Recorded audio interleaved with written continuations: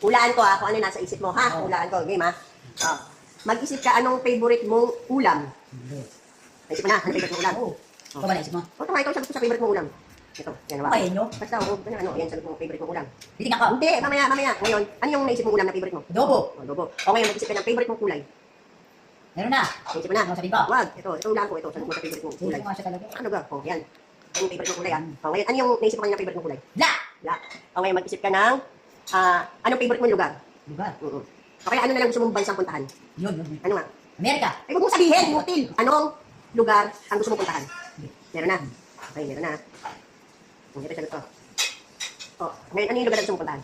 Japan. Japan. Alisa, Japan. O ngayon, pumili ka ng direksyon. Arrow. Up, down, left, right. Up, down, left, right. English pa kasi. Sige na. Taas, kaliwa, kanan. Oo, basta sa isip mo nakapili ka na ng arrow. Okay na.